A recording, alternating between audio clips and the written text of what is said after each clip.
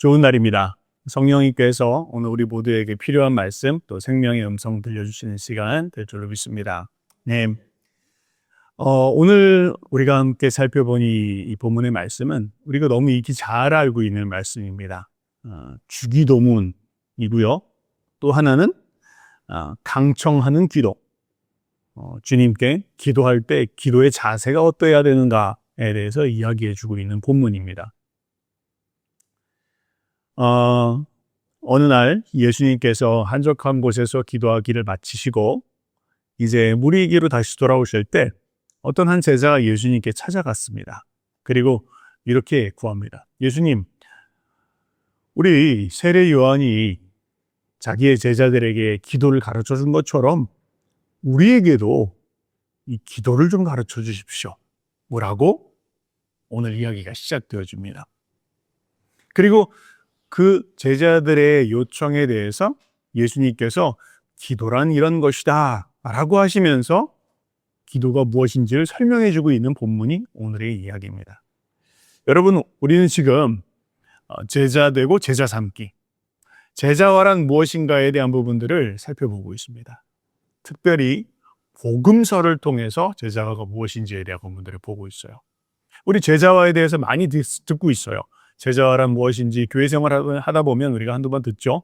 그러나 정말 복음서에서, 그러니까 그 제자화의 가장 정석이라고 이야기할 수 있는 예수님께서 친히 자신들의 제자를 어떻게 가르치셨는가에 대해서 가장 뚜렷하고 분명하게 이야기하고 있는 복음서, 그 안에서 예수님은 제자들을 어떻게 가르치셨는가에 대한 부분들을 우리는 집중하면서 지금 거기에 초점을 맞춰서 이 제자들을 복음서를 통해서 배우고 있습니다. 이미 마태복음과 마가복음을 배웠고 우리는 지금 누가복음까지 왔어요. 자, 이제 오늘 여러분들과 함께 살펴볼 말씀은 기도에 대한 초점입니다. 기도. 예수님께서 친히 가르쳐 주신 기도. 궁금하죠? 기도. 여러분, 우리는 기도 잘하고 싶습니다. 어떻게 하면 기도할 수 있을까? 기도를 잘하는 것은 무엇일까? 기도할 때 뭘 가지고 기도해야 될까? 사실 나는 5분도 기도를 못하는데 뭐 이럴 수도 있고, 기도에 대해서 우리는 각자 소원들이 있습니다. 자, 그럼 한번 오늘 본문을 한번 우리가 살펴보면서 기도란 무엇인지, 기도의 자세는 어떠해야 하는지, 또 기도할 때 우리는 무엇을 기도해야 하는지, 또 제자들은 어떻게 기도해야 되는지, 이런 데 한번 초점을 맞춰서 살펴보도록 하죠. 이제 예수님께서 제자들의 그 요청에 대해서 기도란 이런 것이다, 이렇게 기도하라 라고 기도를 가르쳐 주십니다. 그 기도는 우리가 이미 잘 알고 있는 주기도문입니다. 교회 생활하다 보면 우리 주기도문 잘 알죠. 하늘에 계신 우리 아버지 이름이 거룩히 여기를 받으시고 우리 달달달달 외우는 기도입니다. 자, 예수님께서 그 주기도문을 알려주시면서 기도를 이렇게 해야 된다라고 말씀하셨는데, 그런데 우리는 사실은 그것까지 뚝 끊어서 이해하고 있어요. 그런데 예수님께서 오늘 본문을 보면 거기에서 멈추시지 않고 그 뒤에 덧붙여서 하신 말씀이 있어요. 비유를 들어서 거기다 덧붙여서 이야기합니다. 우리는 이것을 흔히 연결해서 이해하지 않아요. 그런데 누가복음의 특징입니다. 그래서 지금 우리가 누가복음을 보면서 이것을 볼 필요가 있는 거예요. 주기도문을 이야기하시고 거기서 끝 이렇게 기도해라가 아니라 주님이 뭐라고 말씀하시냐면 그 다음에 이어서 또 이르시되라고 이야기를 진행하고 있다는 거예요. 주기도문 이어서 그 주기도문이라고 하는 그 내용과 동시에 어떤 한 가지의 attitude 혹은 태도, 이렇게 해야 된다라고 하는 그 기도의 자세에 대한 부분들을 덧붙여서 이야기하시는 거야. 근데 그게 바로 우리가 너무 잘 알고 있는 밤중에 찾아온 손님에 대한 이야기예요. 그 이야기의 대략은 이렇습니다. 어느 날 밤이 되었는데 여행을 하던 친구가 우리 집에 찾아왔습니다. 그 당시에 고대 근동에는 이런 일들이 많이 있었어요. 오늘날처럼 무슨 호텔이 있는 것도 아니고 또 정시에 맞춰서 운행하고 있는 차가 있는 것도 아닙니다. 먼 길을 여행하다 보면 어쩔 수 없이 남의 집에 찾아가야 될 일도 있는데 낮에나 이런 때가 아니라 한밤중에 어디 묵을 데가 없잖아요. 길에서 묵을 수는 없잖아요. 그래서 한밤중에라도 친구의 집에 찾아가는 일들이 많이 있었던 거예요. 그래서 그 한밤중에 친구의 집에 찾아가서 한번 하룻밤을 묵어야 되는 그런 상황들이 있었습니다. 자, 그런데요, 만약 그렇게 손님이 찾아왔는데 밤중에 찾아왔다고 해서 박대하면 어떻게 돼요? 그러면 아주 수치스러운 일입니다. 자기만 수치스러운 게 아니라 이 공동체의 수치가 되어지, 그 마을 전체가 저 마을은 손님을 박대하는 마을이야, 이런 이야기를 들을 수가 있습니다. 그래서 손님이 찾아오면 어쩔 수 없이 손님을 맞이하고 또 그를 위해서 귀하게 음식을 대접하는 문화, 그것이 당시에 고대 근동에 있었던 일반적인 문화였어요. 자, 그런 일이 벌어진 겁니다. 예수님께서 그 말씀을 하시는 거예요. 손님이 찾아왔는데, 그런데 문제가 하나 생겼어요. 뭐냐면 집에 빵이 떨어진 거예요. 어떻게 해요? 재워줄 수는 있지만 그냥 굶길 수는 없잖아요. 그래서 이 사람이 수치를 불구하고, 염치를 불구하고 자기 옆에 있는 친구 집에 찾아갑니다. 그리고는 그 친구 집 문을 두드리는 거야. 친구요, 우리 집에 손님이 왔네. 그런데 이거 어쩌나? 먹을 것이 없는데 빵 4덩어리만 주시오, 라고 그것을 요청했다라는 거예요. 근데 거기에 대해서 예수님께서 이렇게 말씀하십니다. 그렇게 와서 친구가 염치를 불구하고 간청하며 도와달라고 이야기할 때, 아이고 우리 이미 다 불 끄고 자고 있어, 애들도 다 자고 있어, 그러니까 일어나서 줄 수 없어, 라고 할 사람이 있겠느냐? 오늘날은 있을 것 같아. 그런데 당시에 예수님의 문화에서 그럴 사람이 있겠느냐? 그렇게 와서 부끄러움과 수치를 불구하고 달라고 간청하는 자에게 일어나 빵을 내어주지 않겠느냐? 라고 이야기하시는 거예요. 뭘 이야기하는 것입니까? 기도의 자세에 대해서 이야기하시는 거예요. 기도의 태도에 대해서 주님이 말씀하신 겁니다. 자, 그런데 주님은 거기서 이야기를 그냥 끝이신 것이 아니라 거기 뒤에 또 하나를 덧붙여서 이야기하셨어요. 그것도 유명한 말씀입니다. 어떤 말씀이에요? 구하라, 그러면 주실 것이요. 찾아라, 그러면 찾아낼 것이요. 문을 두드리라, 그러면 열릴 것이다, 라고 하는 이야기를 덧붙여서 이야기하셨다라는 거예요. 그러니까 이 세 개의 이야기가 별개의 이야기가 아니라 하나로 이어지고 있는 흐름이라는 거 이해가 하시겠죠? 자, 그런데요, 우리는 흔히 이렇게 이해를 합니다. 이걸 다루다가 떼어서 우리는 이렇게 이해하죠. 이거 한번 보십시오. 우리 기도할 때 어떻게 해야 됩니까? 끝까지 기도해야 됩니다. 문이 부서져라 두드려야 합니다. 부서질 수도 있습니다. 그러나 물러서지 않아야 합니다. 그렇게 주님 앞에 기도할 때에는 그렇게 간구하고 기도하면 주님께서 우리의 모든 기도를 다 들어주십니다. 우리 이렇게 이야기할 때가 있죠. 그러나 틀린 말은 아닙니다. 그러나 오늘 만약 그렇게 이해한다면 본문에서 이야기하고 있는 바와 조금 벗어날 수 있습니다. 본문이 말하는 건 무조건 그렇게 구해라, 무조건 두드려라, 무조건 주님이 모든 기도를 다 들어주신다라는 것이 아니다라는 것을 먼저 이해할 필요가 있어요. 자, 그럼 한번 들어가 봅시다. 오늘 본문이 우리 가운데 이야기하고 있는 것은 무엇입니까? 첫 번째는 기도의 태도, 기도의 자세입니다.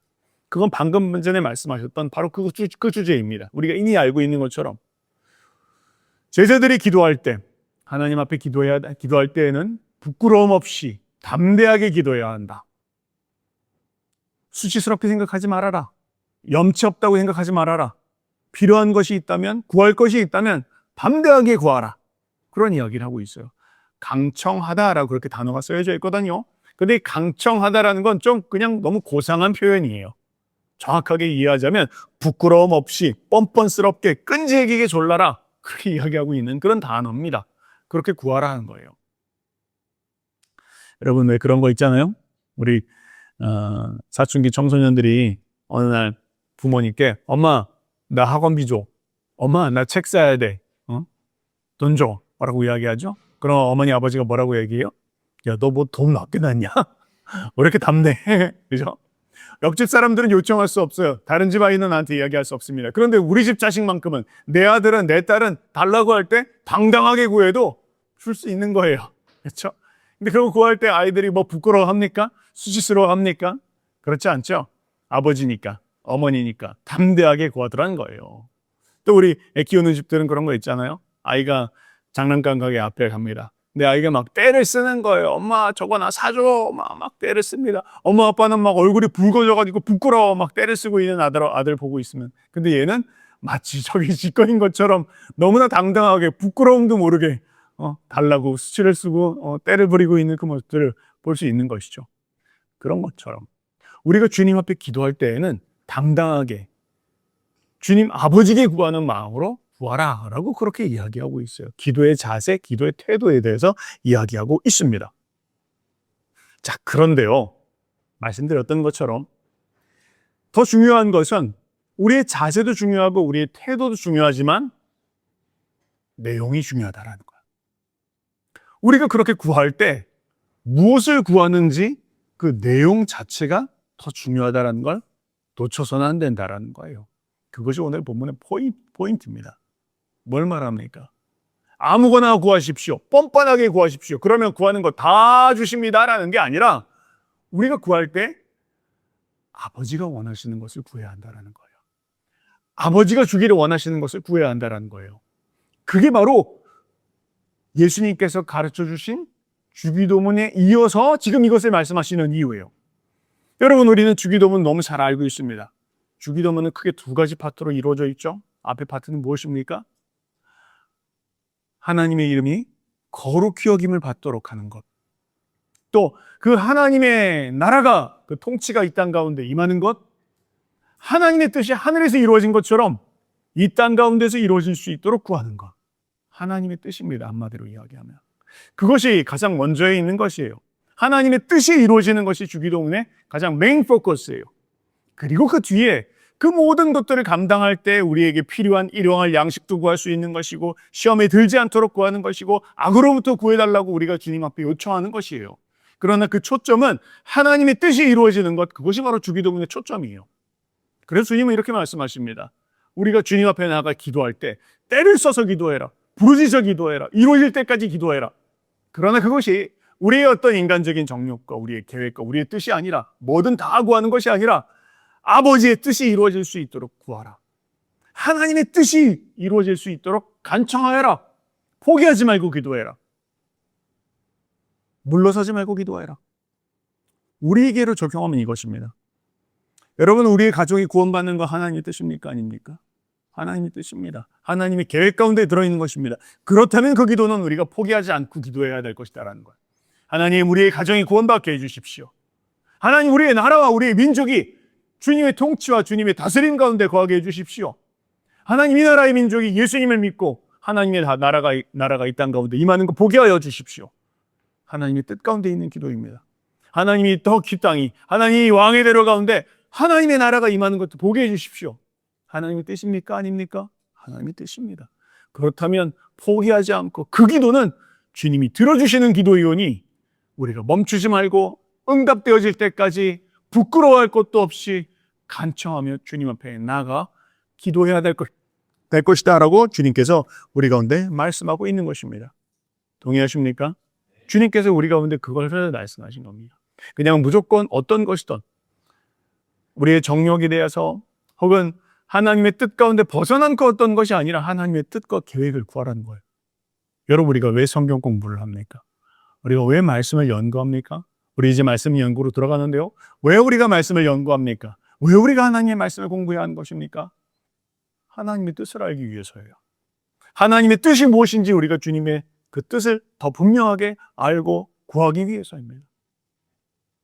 아멘. 자, 그런데 놀라운 것이 있어요.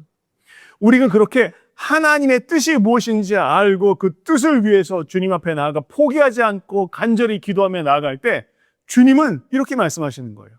뒤에 예화로 이렇게 붙여서 이야기합니다. 그 어떤 아버지가 아들에게 생선을 달라 할 때 뱀을 주겠으며 알을 달라고 할 때 전갈을 주겠느냐라고 이야기하시면서 너희가 구하는 그것을 줄 것인데 거기에 대해서 뭐라고 말씀하세요? 구하는 성령을 주지 않겠느냐라고 말씀하시는 거예요.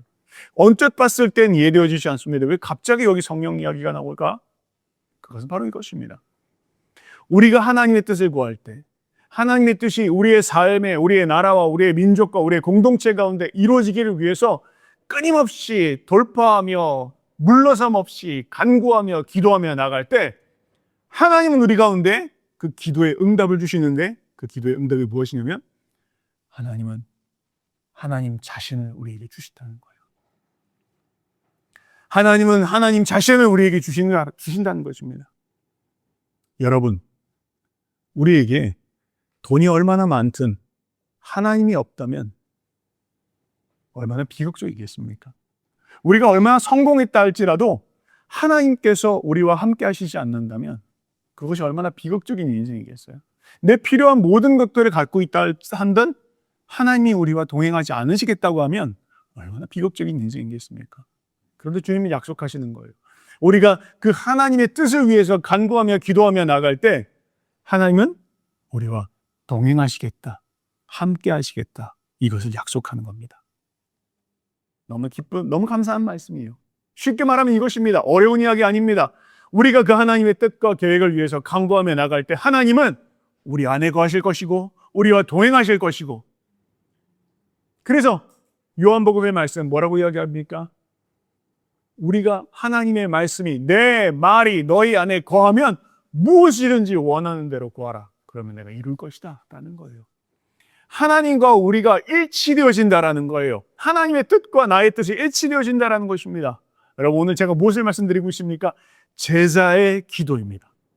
예수님께서 제자들에게 예수님 어떻게 기도해야 될까요? 라고 말씀하실 때 예수님은 너희들이 나의 제자로서 구해야 할 것은 하나님의 뜻이 너희의 삶 가운데 이루어지는 것을 위해서 기도해야 할 것이고, 그 기도를 할 때에는 포기하지 않게 기도하는 것이고 물러서지 않고 기도하는 것이고, 그리고 그렇게 너희가 기도할 때 나는 너희 안에 거하여서 너희가 구하는 그 모든 것, 너희와 동행하며 함께하며 너의 뜻과 나의 뜻이 일치하여 네가 구하는 그 모든 것이 성취되어질 수 있도록 내가 행할 것이다. 이것을 약속하는 것입니다. 이것이 제자들이 해야 될 기도입니다. 여러분, 우리는 이제까지 어떻게 기도하였습니까? 우리는 그냥 횡설수설 기도할 때도 많았습니다. 우리는 그냥 하나님의 뜻인지 아닌지 알지 못하고 기도하였습니다. 이것이 하나님의 계획인지 우리는 특별히 알지 못한 채로 그저 시간을 때우기 위해서 기도할 때도 많았고, 우리는 그냥 순간순간의 이유를 위해서, 어떤 필요를 위해서 기도할 때가 있었습니다. 그러나 우리는 하나님의 말씀을 공부하며 말씀 안에서 나타난 하나님의 뜻이 무엇인지를 깨달으며 이제 그 하나님의 뜻이 무엇인지를 캐치하였을 때 그걸 포기하지 않고 간구하며 기도하며 중보하며 나갈 때 하나님은 이 세상 가운데 나의 원함을, 나의 소원을, 내가 이루기를 원하는 것을 저 친구가 구하는구나, 나의 아들이 구하는구나, 나의 딸이 구하는구나. 주님은 그와 함께 거하시면서 그를 통해서, 그의 기도를 통해서 그 기도를 응답하시며 역사를 성취해 나갈 것이야. 이게 주님께서 우리에게 가르쳐주고 계신 기도입니다. 기도는 무엇입니까? 이제 우리는 이야기할 수 있습니다. 제자들은 어떤 기도를 드려야 합니까? 하나님의 뜻을 따라 기도하는 것입니다. 하나님의 말씀을 그래서 알아야 합니다. 말씀을 통해서 하나님의 뜻이 무엇인지를 깨달아야 합니다. 그리고 그 깨달은 것을 마음 가운데 포기하지 않고 이루어 주십시오. 주님, 내 삶에 하나님의 부르심이 성취되어지게 해주세요. 주님, 하나님께 쓰임받는 인생 되게 해주십시오. 내가 그냥 이렇게 세상에서 살다가 방황하다 끝나는 게 하나님의 뜻 아니지 않습니까? 내 삶이 하나님 앞에 쓰임받는, 한 번 사는 인생이라면 쓰임받는 그런 인생 되게 해주십시오. 이거 하나님의 뜻입니다. 그게 하나님의 뜻이라면 포기하지 않고 기도해라. 끝까지 기도해라. 응답될 때까지 기도해라. 문 열릴 때까지 기도해라. 구하면 찾을 것이다. 두드리면 열릴 것이다. 주님은 우리 가운데 약속하시는 거예요. 그것이 제자들이 주님 앞에 나아가 기도하는 방법, 기도해야 될 내용이라는 것입니다. 우리 그렇게 기도하면서 주님의 뜻을 이루어드리는 저와 여러분들 되시기를 주님의 이름으로 축복합니다.